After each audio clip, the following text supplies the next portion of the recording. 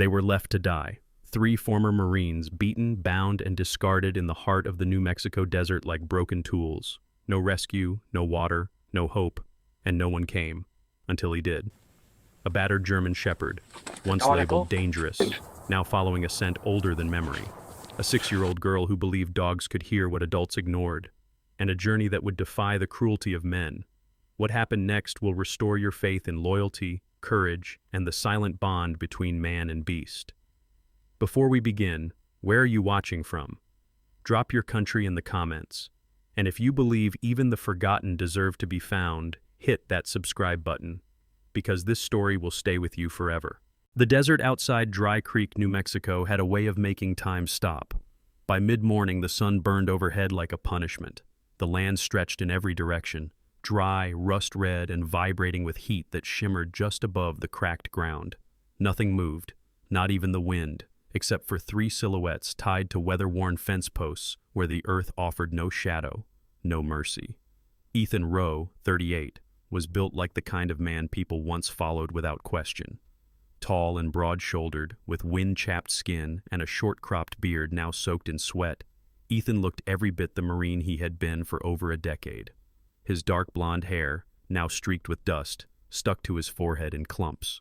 His expression, hardened by war, softened by disappointment, was fixed on the horizon. He didn't speak. He saved his strength, his words, his breath. To his left slumped Marcus Ellis, 31. Marcus was wiry, with a quick body that once outran explosions, and a mind that filled tense silences with jokes and jabs. His copper-brown skin shimmered with sweat, and a tribal tattoo curled down his forearm. But this morning, the energy had drained out of him like a broken circuit. His lips were cracked. Dried blood marked the corners of his mouth. His eyes were closed, but his fingers twitched, clinging to consciousness. The youngest, Tyler Quinn, only 26, didn't look much older than a college kid on his first solo road trip. Red hair matted to his scalp, freckles baked into his cheeks. His body trembled in the ropes that bound him upright. His eyes darted around like a cornered animal. He wasn't built for this. He was still new to the pain of betrayal. They had all signed on for what was supposed to be simple contract work, convoy protection for a local agricultural mogul named Calvin Rhodes. But Calvin wasn't moving grain or cattle. The trucks carried people-trafficked migrants and missing persons. When Ethan discovered the truth, he tried to pull the team out. That night, Calvin invited them to talk it through. This morning, they were tied up like stolen property, abandoned under the pitiless New Mexico sky. 15 miles north, at the dry edge of Dry Creek's last paved road, sat a weather-beaten house surrounded by mesquite trees and brittle fences. There, Claire Dawson, 36, lived with her niece in quiet retreat from a world that had taken too much from her. Claire had once worked as a trauma nurse in Albuquerque, sharp, unsentimental, and resilient. The job taught her how to keep breathing when others couldn't. But after her sister died in a roadside crash, Claire walked away from trauma rooms and city lights to raise her orphaned niece, hoping that a slower life might allow for healing.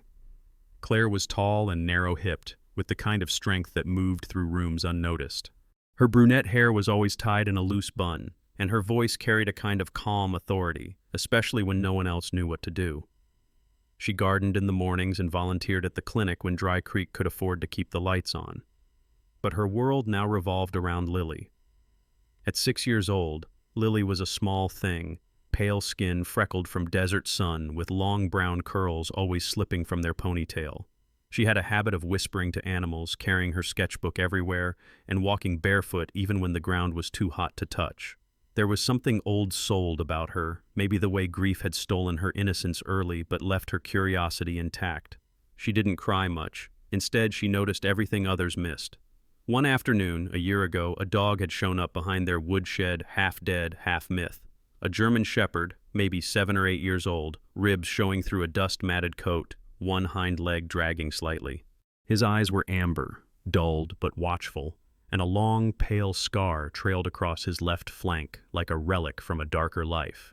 He didn't growl or bark, just crouched low, silent, unmoving. Claire had reached for her phone to call animal control. Lily had crouched instead, hands behind her back, whispering something Claire couldn't hear. The dog didn't flinch. He stayed right where he was, watching her. Later that evening, Claire noticed Lily brushing the dog's fur gently with an old towel. "He's not going to hurt anyone," she said. "He's just tired." There was a harness still hanging loosely from his frame. The tag had been worn down, cracked in half. Only the letters Dow were still visible. Maybe his name was something like Shadowell or Meadow, Claire had mused. But Lily shook her head firmly. "No, his name is Shadow," she said, like it was the most obvious thing in the world. Claire arched an eyebrow. "And why's that?" "Because he doesn't make a sound," Lily said. "But he follows the people who need him. He's like a shadow, always there, even when you forget to look." Claire never argued with that kind of certainty. From that day on, Shadow became part of the family. He didn't sleep inside the house, but kept guard outside Lily's window. He ate slowly, drank little, and never barked. The only time he made noise was when a storm was coming. Then, he'd growl low and long, pacing the edge of the fence like something ancient had woken in him. Today, however, something was different. Claire stood in the doorway sipping her lukewarm coffee, watching Shadow. He had been standing in the same position for nearly 10 minutes, ears forward, nose twitching, body perfectly still facing the direction of the far mesas. The wind carried no sound, no scent Claire could detect, but Shadow's eyes had narrowed. "Lily," she called softly, "your boy's acting strange again." Lily stepped onto the porch, still in her red flannel pajamas, sketchbook tucked under one arm. She followed Claire's gaze. "He smells someone," she said simply. Claire knelt beside the girl. "He hasn't moved like this since winter." Lily nodded. "I think it's someone he knew, a long time ago." Claire glanced back at the dog. He hadn't turned his head. He just kept staring, as if the earth itself was calling him. She sighed and stepped inside to grab her stethoscope. "Let's hope it's not another rattlesnake incident." Behind her, Lily whispered again, this time not to Shadow but to the wind. "Don't worry, he remembers." The second day beneath the New Mexico sun felt like a punishment for sins no one could name. The air had gone still, heavy with silence and heat. The desert stretched in all directions like a blistering sheet of glass, and the only movement came from the occasional shimmer of heat waves or the desperate twitch of a bound wrist. Ethan Rowe's breathing had become shallow, the rise and fall of his chest uneven, rattling with dryness. His eyes, bloodshot and half-lidded, stared ahead with a soldier's instinct, but his focus was fading. Somewhere inside him, distant memories flickered. Sand dunes that weren't this red, explosions in foreign lands, the smell of smoke, diesel and cordite. He blinked hard, trying to anchor himself. But the heat pulled harder. To his right, Marcus Ellis no longer stirred. His chin had dropped forward, sweat drying in cracked patterns along his forehead and cheeks. Flies had begun to gather at the corners of his eyes and lips. His fingers, once twitching with life, now hung limp. The man who used to outrun the rest of them in boot camp, the one who laughed loudest even under fire, had been reduced to silence. Tyler Quinn, youngest and greenest, was murmuring to himself, "Mom, I didn't mean to leave. I didn't know it would be this long." His lips barely moved as he repeated the phrase. She said, "Don't go far." His freckled face was sunburned to a painful pink. His head rolled side to side, eyes never opening, but every few minutes he whimpered like a child. A lone hawk circled overhead, its wings barely flapping. It rode the heat currents easily, like a silent watcher of the slow unraveling below. 15 miles north, at the edge of Dry Creek, the house Claire Dawson called home stood quiet except for one sound: barking. It wasn't frantic, not yet, but it was steady, deep, pulsing, and unlike anything Shadow had done since arriving at their home nearly a year ago. He stood pressed against the back gate, tail stiff, head held high, and every few minutes he barked once long and low, like a warning or maybe a calling. Inside, Claire sat at the kitchen table with a cold cup of coffee, flipping through her clinic ledger with half-focused eyes. The barking made her pause. She glanced toward the window and exhaled. "He's been doing that since last night," she muttered. Lily, sitting cross-legged on the floor with her coloring pencils scattered around her, didn't look up. "He smells someone," she said again. Claire's brow tightened. "We've talked about this, honey. Shadow's not magic." Lily finally looked up, her hazel eyes calm but insistent. "He doesn't bark for no reason." Claire stood and walked to the door. Outside, the sun was already climbing fast. She stepped onto the porch, arms crossed, watching Shadow as he stood motionless, barking every few minutes toward the south. It was the same direction he'd been facing yesterday. Claire glanced at the horizon, nothing but dust and hills. "He hasn't eaten since yesterday morning," she murmured, mostly to herself. That was enough. She returned inside and opened a drawer beneath the coat rack. Inside was a small black pouch, a leftover from her trauma team days. Inside the pouch, nestled next to an old military field dressing, was a lightweight action cam, weatherproof and durable. She dusted it off, checking the battery, then grabbed a leather collar with a custom buckle they had once bought for Shadow in case he ever got too curious.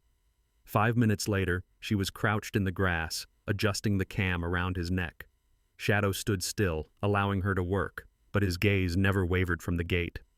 "You planning to head out?" Claire asked quietly, more out of habit than expectation. "Then you're taking backup." Lily stepped onto the porch, hugging her sketch pad. "Can I draw him when he gets back?" Claire didn't answer right away. She fastened the strap, then gently patted Shadow's side.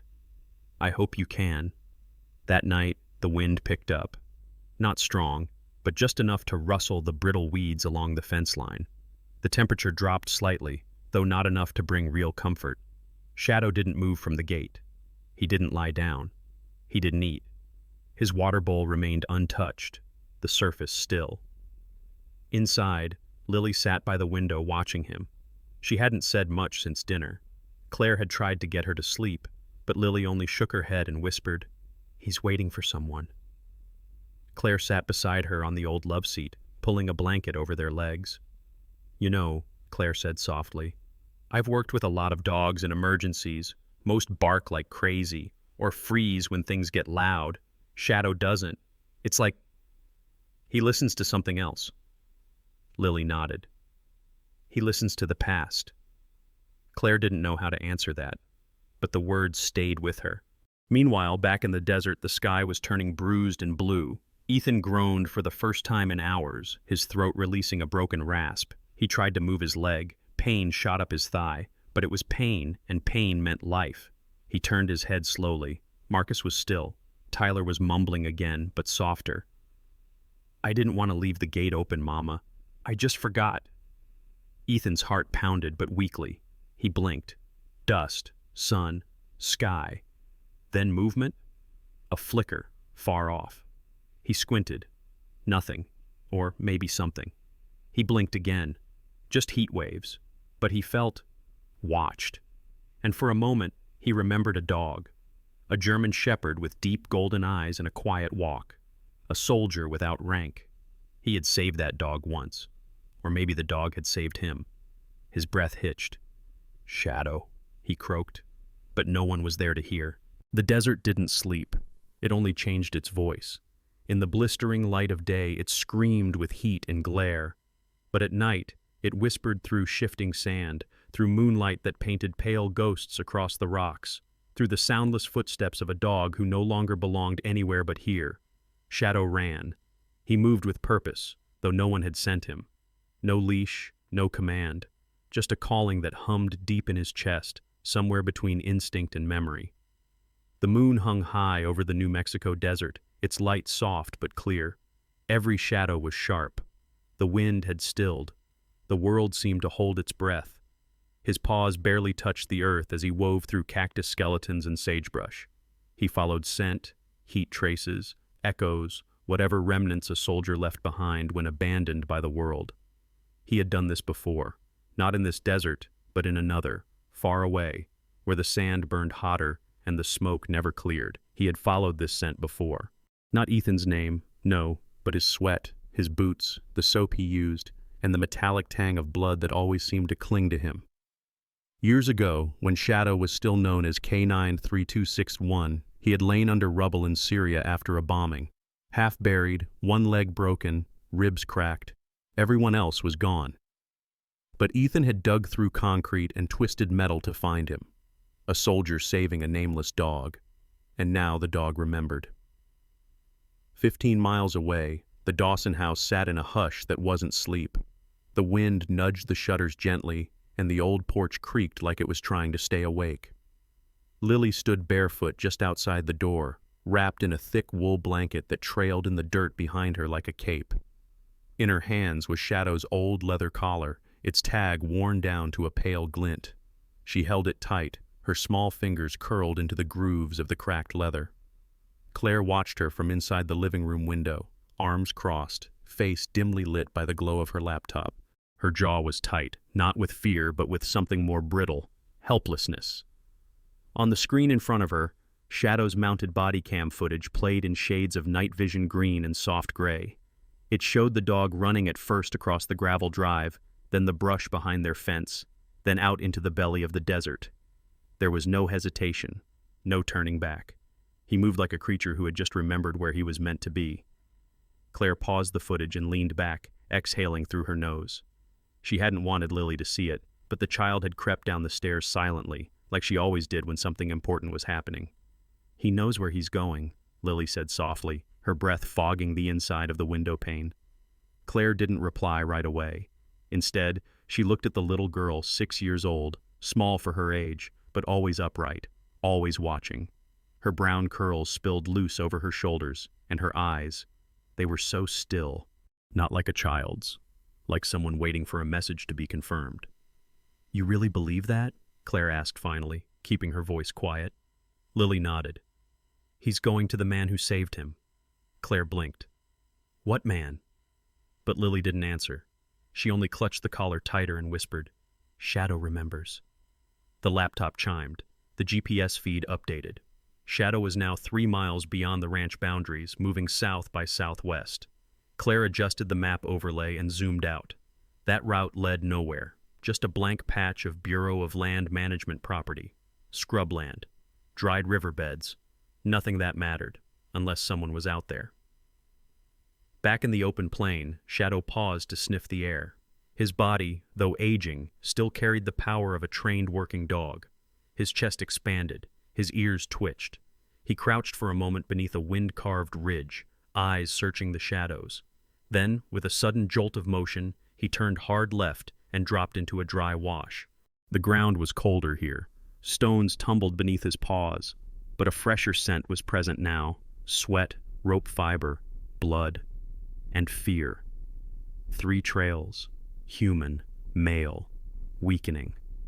He picked up speed, ignoring the twinge in his left leg where the old bone had never healed quite right. His breathing quickened, his mind narrowed. This wasn't a memory anymore. It was a mission. At home, Claire sat back in her chair. She reached for the ceramic mug beside her. The coffee was cold, untouched since hours ago. She took a sip anyway.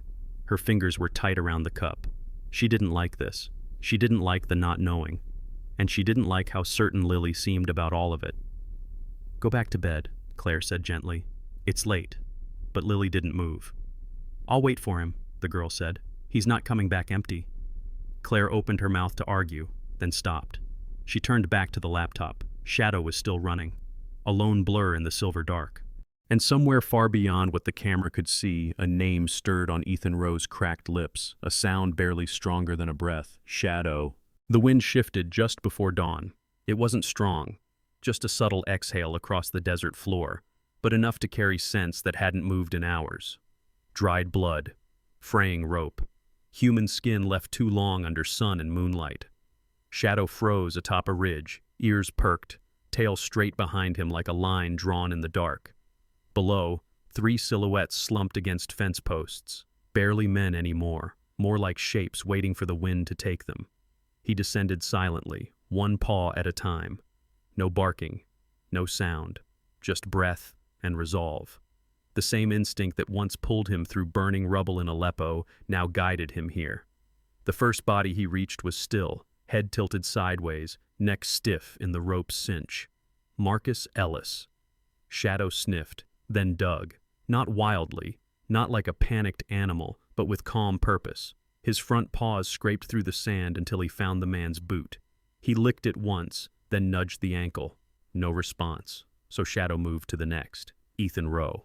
Shadow paused longer here, nose brushing gently over the man's leg, moving up toward his chest, his shoulder, his face. He was breathing, but barely. His lips were cracked, eyes half closed, and a soft wheeze left his throat like something trying to become a word. Shadow pressed his nose against Ethan's lips, then turned, walked a few feet toward the rocks, and began licking a smooth stone damp with desert dew. He returned, gently laid his tongue against Ethan's mouth, and repeated the process. Over and over, minute by minute. It wasn't much, but it was enough. Ethan's next breath came deeper. Tyler was the last, the youngest. He whimpered as Shadow approached, muttering something broken and quiet, a thread of a child's voice clinging to a man's body. "Mama? I didn't mean to leave." Shadow curled his body around all three men, shifting his weight to share warmth. The desert cold pressed down on them now, stealing what little life they had left, but Shadow was solid, anchored. He lay still, only his eyes moving, scanning the distance for movement. The night passed like that, quiet, alert, alive. Back in Dry Creek, the glow of Claire's laptop flickered against her cheekbones, her face drawn in concentration and dread. She hadn't slept. She sat cross-legged on the rug, blanket wrapped around her shoulders, watching the live feed through Shadow's camera. The view bounced softly with the dog's movements. She saw the pale forms of the three men, saw Shadow dig, saw him lay down next to one of them. And she knew this wasn't wandering. This was rescue. Her hand hovered over her phone, trembling slightly. Then she tapped a name. The line rang once, then picked up. "Claire?" A voice rasped, deep, rough, like gravel being dragged underwater. "I need you to come here," she said. "Now." A pause. "Is Lily okay?" "She's fine, but it's Shadow. He found someone out there. 3 men. I think one of them's Ethan Rowe." Another pause, a long one, then, "Send me the footage." Ben Dawson hadn't stepped foot in his sister's house in over 6 months. He lived off County Road 18 in a trailer parked beneath 2 dead cottonwoods, surviving on disability checks and odd mechanic jobs. A former Marine who served 2 tours in Afghanistan, he carried his silence like armor. 6'2", with shoulders too broad for most doorways and a permanent hitch in his gait from shrapnel embedded in his left thigh, Ben looked like a man carved from stubbornness and loss. He didn't talk about the war. He didn't talk about much. But when the footage came through, he watched all 2 minutes of it with his jaw clenched and his hand balled into a fist on the counter. When the camera caught Ethan's face, even covered in dirt, sunburned and bloodied, Ben let out a sharp breath and muttered, "Son of a bitch." He knew Ethan, had served under him, had trusted him more than any man alive. He dialed back. "That's him, no doubt." Claire's voice crackled on the other end. "I don't know how long they've been out there. If we wait too long..." "I'll saddle the horse," Ben said. "Tell Lily I'm bringing him home." In the living room, Lily had fallen asleep on the couch, the old leather collar still clutched in her arms. Claire tucked a blanket over her, leaned down, and kissed her forehead. "He found them," she whispered. "Your boy found them." Out in the desert, the sky turned from black to indigo, then into a muted rose. Dawn approached without sound, but Shadow felt it in his bones. The cold lifted slightly. A breeze tugged at the frayed rope around Marcus's wrists. Ethan stirred again, a soft groan escaping his throat. Shadow nudged his chin gently, and for the first time in over a day, Ethan opened his eyes. He didn't know where he was, didn't know how long he had been tied there, but he knew the face in front of him, knew those amber eyes, that scar across the dog's left flank. "Shadow?" he croaked.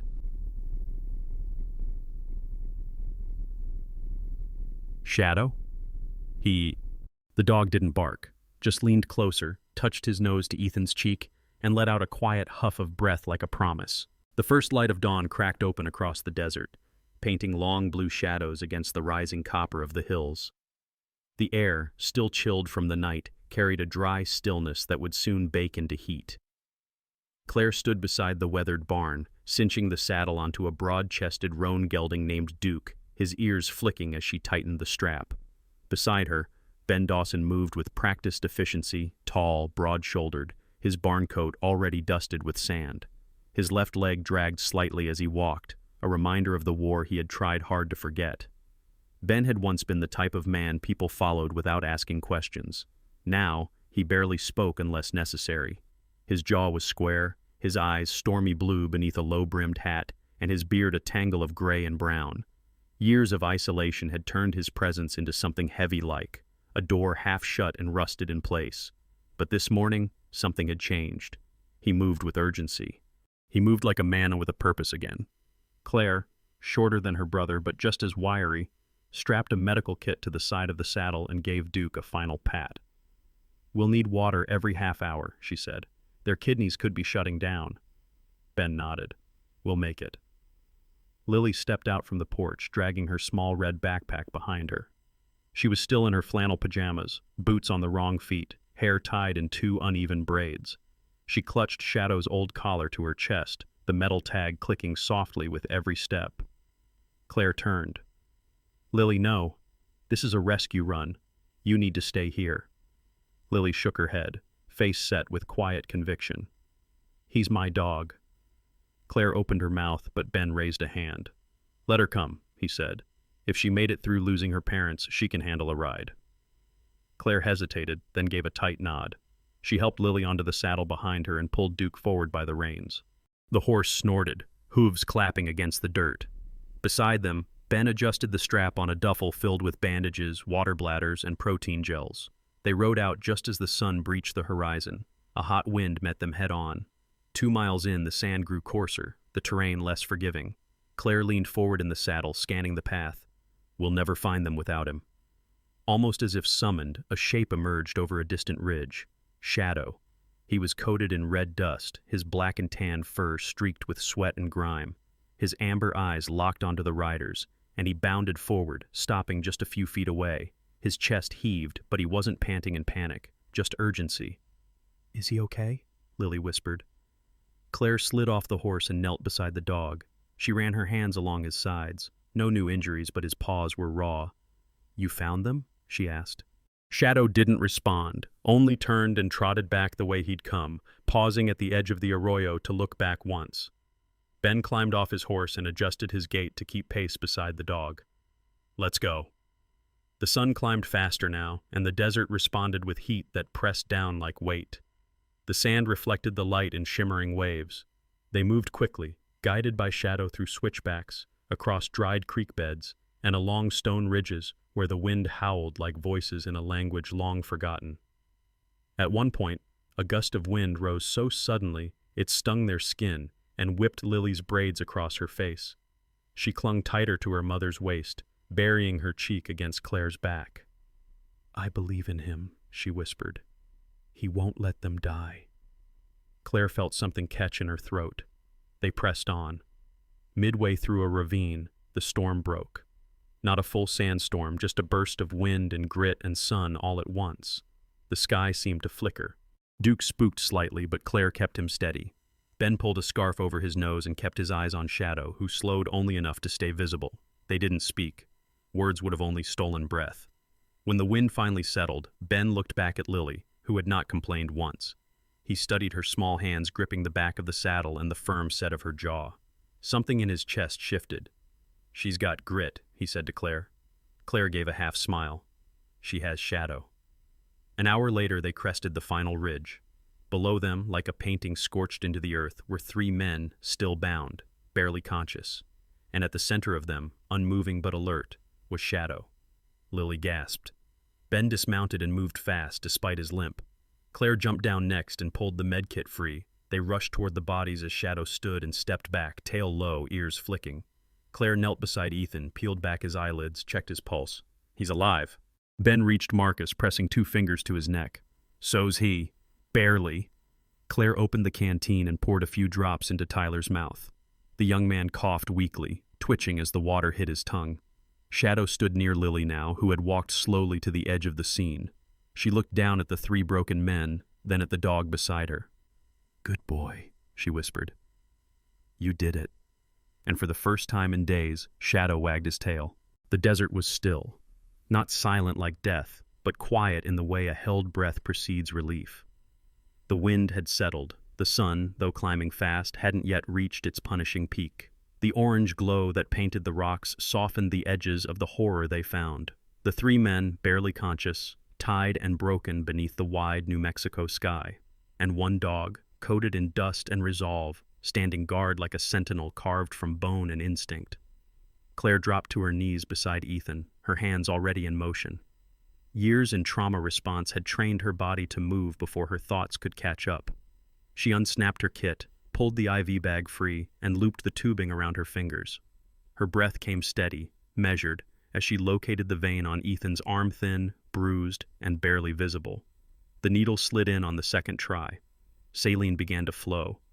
"Stay with me," she whispered. "I've got you." Nearby, Lily knelt beside Marcus. She didn't speak at first. She only laid her small hands on his shoulder, then slowly began to hum. It wasn't a song anyone taught her, just a soft, wandering tune she made up on the spot, part lullaby, part prayer. Marcus didn't open his eyes, but the muscles in his jaw twitched, and his breath caught in his throat like something inside him remembered how to fight. Ben stood above Tyler, knife in hand, cutting the rope that bound the young man's wrists. His face was a map of tension, brow furrowed, lips pressed into a hard line. The rope gave way with a snap, and Tyler slumped forward into Ben's chest. "Easy, kid," Ben murmured, easing him back down. "You're not done yet." Tyler's eyes fluttered open. They were bloodshot and wide with disbelief. "I'm alive?" "You are," Ben said. Then Tyler began to cry. Not loudly, not messily, but in soft, hiccuping sobs like a child who hadn't been allowed to feel anything in days. A few feet away, Shadow moved slowly to Ethan's side. The dog's ribs rose and fell in rhythm, his fur streaked with sand, ears flicking at every sound. He lowered his head and gently licked the scab forming along Ethan's arm where the rope had burned through skin. Ethan stirred, his eyes cracking open. At first, he didn't seem to understand what he was seeing. His vision swam with heat, and the shapes around him blurred, but the dog's face was close now, the scent familiar, the amber eyes undeniable. "Shadow," he rasped. The dog gave a small huff of breath and licked his hand, just once. Then he sat beside him, posture upright, as if waiting for orders that would never come. Ben stepped around them, his limp slightly more pronounced now, and moved toward Ethan's legs. As he bent to check for injuries, something caught his attention, a tight seam in the fabric just above the boot line. He crouched lower and tugged.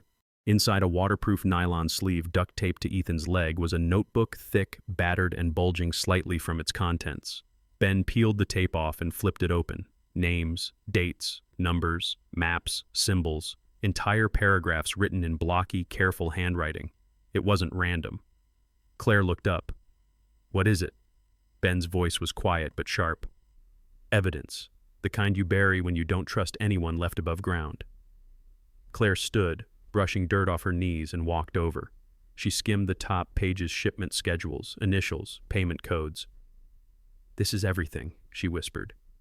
Ben nodded. "This is Rhodes. All of him. It's how Ethan got himself tied to a fence in the middle of nowhere." Claire flipped the notebook closed. "We can't go to the sheriff." "No," Ben said. "He plays poker with Rhodes. Half the department does." Claire bit her lip. "Then we'll go somewhere else." She stepped back and pulled her phone from her vest pocket. The signal was weak, one blinking bar, but enough. She scrolled through her contacts until she reached a name she hadn't called in nearly 3 years. Maya Salazar. Maya was in her early 40s, Latina, with sharp cheekbones and a sharper tongue. A former investigative reporter for the Albuquerque Tribune, Maya had once exposed an illegal real estate cover-up involving 2 senators, 3 judges, and a megachurch. Her reputation had made her enemies in places most people feared to whisper about.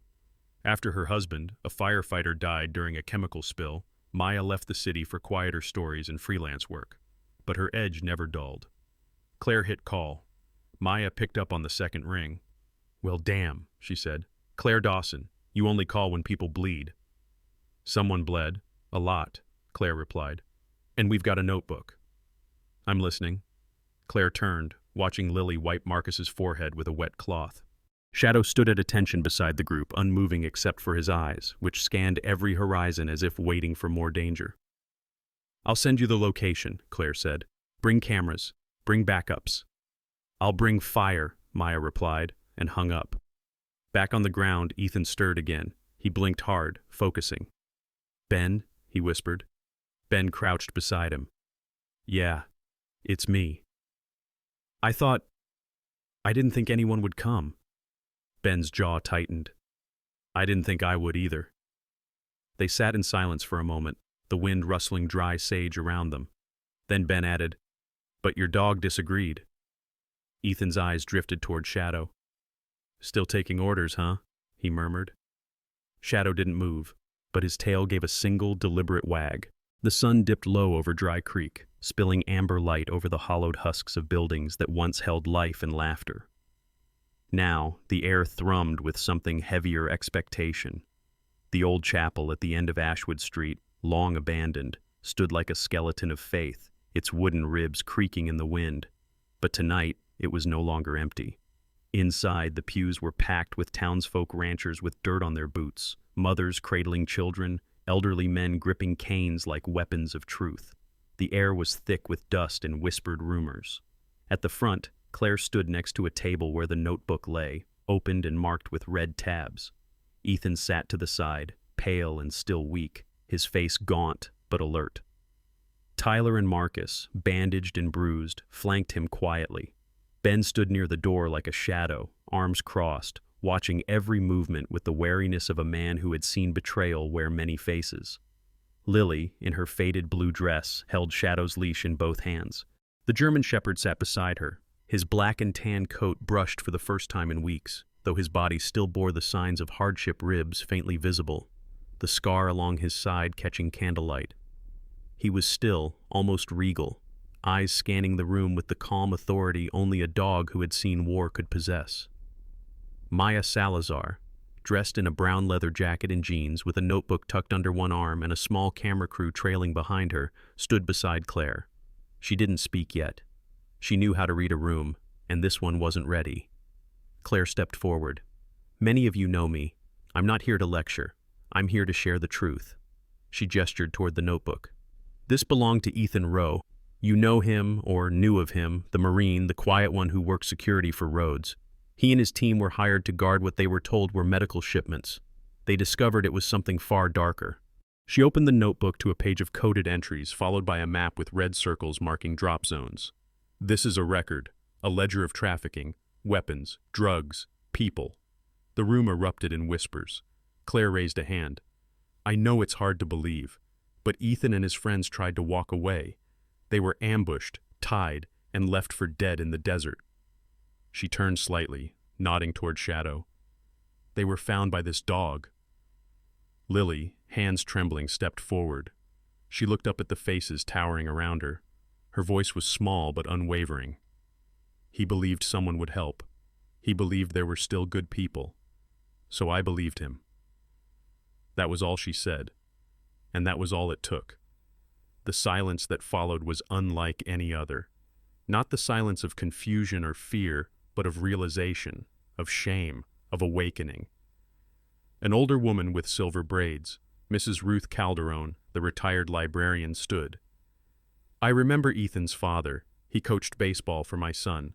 Good people don't just disappear, they're pushed." Then came Mr. Harold Yates, a former miner with hands like split wood. "Sheriff knew.